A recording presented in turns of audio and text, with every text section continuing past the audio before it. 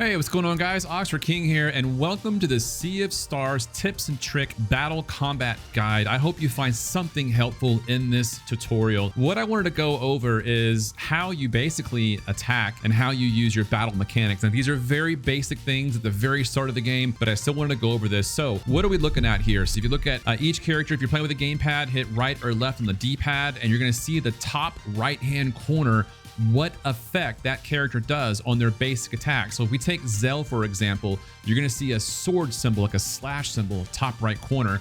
Now let's move over to Valere. Valere has like a hammer or a mallet or like a blunt type of a attack type. You'll see top right corner. And then again, you have Garl here with the same type of attack. Now, if you go down to skills, you're going to see Sunball that's going to have the sun effect, right? For Zale. And then Valere, if you go to this, you have Crescent Arc that has a mallet and a moon arc, or a crescent arc rather, and then Moonerang again with a arc there, so a moon arc or crescent arc. And you go over to Garl, and his skills right now are Nourish and Hurl. That doesn't have anything except for the mallet there. So keep that in mind as you look at those icons. Now let's focus our attention to our three enemies in front of us. So you see the top enemy right here has a sword slash and then a moon crescent, okay? Move over to the second enemy, you have the sunburst, and then you have a slash, and then finally you have the same thing as the first enemy, and you see the little timer on the bottom right corner. That means in 2 moves, they're gonna attack us, okay? So what you wanna do is try your best to get rid of those icons before it's their turn to attack us. Now, how do we do that? So the first thing you wanna look at is what can we do with a single attack? And right now, we don't have any of the magic or the mana on the ground to build up or boost up our attack. So we're really limited to 2 resources, our attack and our skills, which consume mana or MP, bottom left corner, okay? So what do we want to do here? First, we're going to look at what we have. So we're going to have the attack here that will knock out that sword, and that sword. Or I can go skill and do Sunball. And if you notice, when you highlight your mouse or the white glove in the center, it's an AoE effect, and you can charge up that Sunball to 4 charges. Go 1, 2, 3, 4. Moving over to Valere, you have the Crescent Arc that's going to cost us 6 MP, and this one's also AoE. So if I select here the middle enemy, it's going to hit all 3 in one fell swoop. Or you can do Moonerang, and Moonerang will basically bounce off of each enemy so long as you're hitting the button right on time, and I'll talk to you a little bit about the timing. When it comes to Garl, the hurl skill comes in handy when you have enemies surrounding you. Let's say you have 2 enemies in front of you and 1 behind you. Garl can hurl that one enemy and group them to all 3 stand next to each other so that you can do AoE attack. It's really nice. For demonstration purposes, I'm gonna go ahead and select Zale here and the Sunball effect. I'm gonna select the middle enemy. Now I'm gonna press and hold the A button. I'm gonna wait for it to charge 4 times. I'm gonna release the button. It's gonna look just like this and go, ready? It's gonna see, it says hold A for power, go 1, 2, 3, 4, release. If you notice the middle enemy, now that power symbol is now missing, it's grayed out, but now it's left with a sword, okay? So now what do we do? So now if you look in the bottom left corner, you'll see that Zell is now grayed out. His turn is over. Now you have Valere and Garl. And another thing too in this game is you don't have to select characters in sequential order like, you know, other RPGs or JRPGs. You can actually select whoever you want so long as their turn is available. So in this instance, Zell is grayed out. We can't use him. He's already used out for this turn. So you can actually select Valere or Garl. You know, you get what I'm saying? It doesn't have to be in a certain order. It's your choice. You're free to choose. So here we have somewhat of a problem because Garl only has a mallet. So there's no mallet here for any of these enemies, and all enemies have 1 turn left. So what do we do to kind of mitigate that damage? If you notice, their power is 100%, except for the middle person. He's at 75%, right? So we want to reduce that power. So what I'm going to do here is we're going to select Valere. We're going to go to skills, and we can do either the Crescent Arc for 6 MP or Moonerang for 7. So to keep it simple in this video, we will do Crescent Arc. I'm going to select the middle character just like this. And one thing you can do is if you time your attack, if you wait for the animation, you can hit the animation 1 time to block an attack. Watch this. So we're going to wait 1, 2, 3, and you can hit the A button to block, and you'll have like a precision block reducing the damage. Let's try again.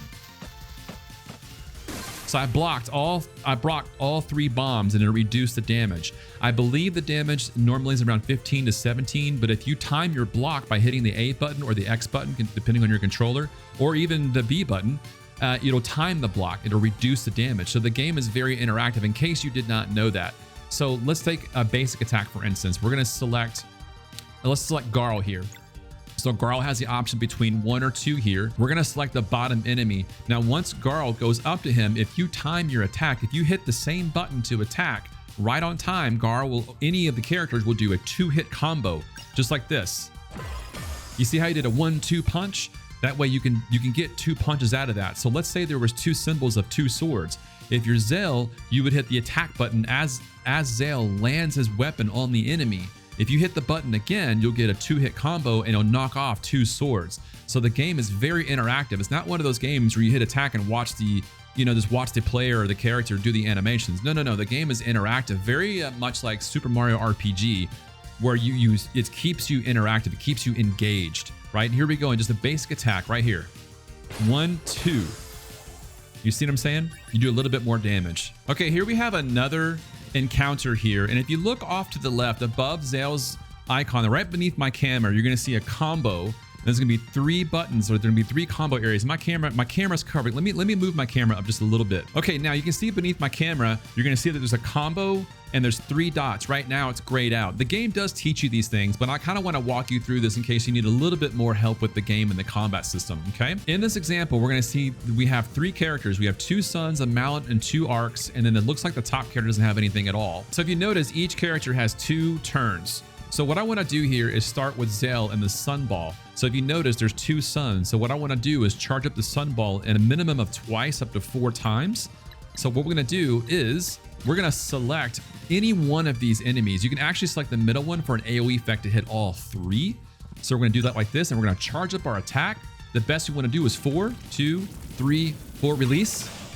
Here we have another enemy encounter here that I want to teach you real quick. Is the crescent arc here has the mallet and the moon. And if you look at the middle enemy, it's going to have basically 2 crescents and 1 mallet. But because the lair here can only do a mallet and a crescent, and the Moonerang can do 2 crescents, what we really want to do is try to knock out the 2 crescents, because Garl is available to knock out that 1 mallet.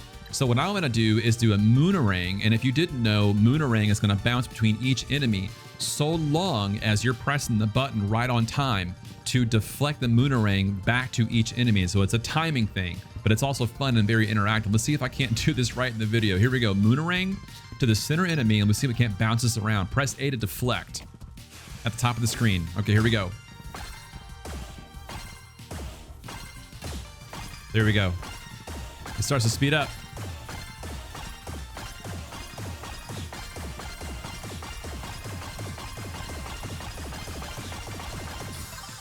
Okay, now we knocked out 2 enemies, leaving 1 left. Now let's get ready to block. Okay, I mistimed my block. And now Garl is left to do a basic attack. Okay, let's go ahead and try to hit it twice. 1 and 2. We get 22 damage and we gain 3 MP back. That's another tip that I want to tell you guys, is when you do a basic attack on an enemy, you can get back MP. Now, I believe the game does tell you that, but just as a friendly reminder, if you're low on MP, do a basic attack, you'll do some damage, you'll get a little bit of MP back, all right? Okay, remember the other example? I told you how when you're surrounded by enemies, you want to kind of group them up. So what I'm going to do in this example is instead of going with Zale and Valere, I'm actually going to start with Garl, and we're going to use the hurl option, and we're going to hurl this enemy over to the other side and group them all up just like that. Okay, also whenever you're low on health, you can actually move around and select any character that can heal or use items. In this case, we're going to select an item. And if you look at the very top of the screen, it'll tell you which each item does. Hit right on the D-pad to go to page 1 of 2 and then 2 of 2. And it says all recovers 50 HP or party recovers 40 HP. Okay, or ally recovers. So in this case, we're going to do mushroom soup. Party recovers 40 HP. So go ahead and use that, and everyone should recover 40 HP. Look at the bottom left corner of your health there. Okay, so now let's go ahead and look at which enemy has the lowest health. We're gonna go with this guy here. Make sure we hit attack twice, and we're building up our combo meter right beneath the camera. We have symbols that come up with these enemies. We have a sword and a sun, and then double sword, all right? So it looks like the only character here that can really take care of these is going to be Zale.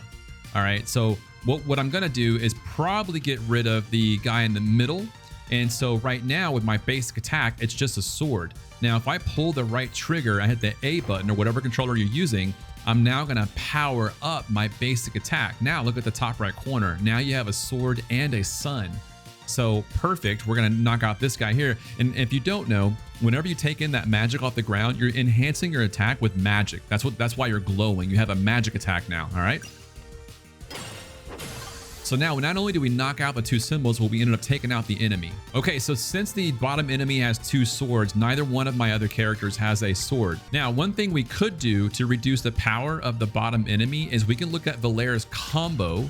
And if you look at something called Solstice Strike requires one combo. We just so happen to have a combo. Now, top right corner, who's the combo with? Solstice Strike is Zale and Valaire. And if you notice, when they're paired up, they do a mallet and a slash damage. And there's two swords. So the best we can do is at least reduce the power, right, by one. So let's go ahead and do that.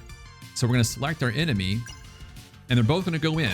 And if you time your attack button just right, you can get a little bit of extra damage. Remember, in this game, don't just hit attack and wait for the animation. You want to be interactive even during combos. So if you notice right now, when I did that combo, you saw a star shoot up in the air. That was a visual indicator letting the player know that you successfully landed with your controller the button when the character slashed the enemy. Okay, here we are again. We now have a double slash with the enemy on the top right there. So since we have Zale selected, we're gonna do our basic attack and we're gonna select the enemy with that. Now here's the thing, you do have a double sword. You have to make sure you time your attacks right with your controller. Let's see what we can do here. Ready? 1 and 2, we knocked him out. Perfect. So the damage has been reduced. Another thing that I want to show you real quick is if you notice Valaire's health is really, really low.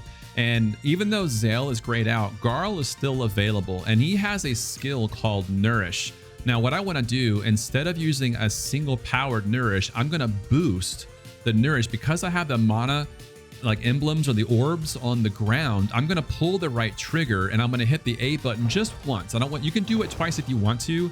And you can cancel out of that by selecting another character, okay?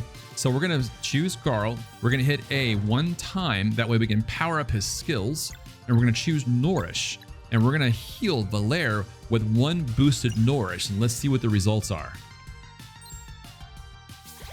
Boom, it filled up her life completely, all right? So now we have back over to Valaire. So Garl and Zale are both used up in this round, okay? We have two enemies left. So their health is 28 and 15, and these guys happen to be weak to magic. So what I want to do is I'm going to try my best to do a Moonerang attack and see if we can't knock them out. Here we go.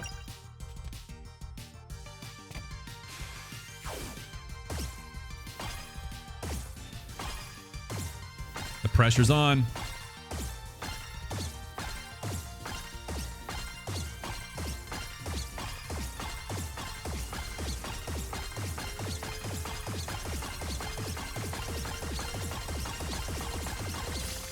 And we got it. Okay, you guys remember the stars that were shooting up every time you do basically a perfect block or a perfect attack with your controller? You can turn that on or off. I chose to leave it on because there's times where I like to see a visual representation of when I did perform the action correctly. And how you do that is you hit the Y button or the triangle button or even the X button, whatever controller you're using, hit that top button up there, okay? Go down to Relics. And then there's something called Sequent Flare, and it says off to the right, successfully timing hits and blocks causes a star flare to fly out of the character.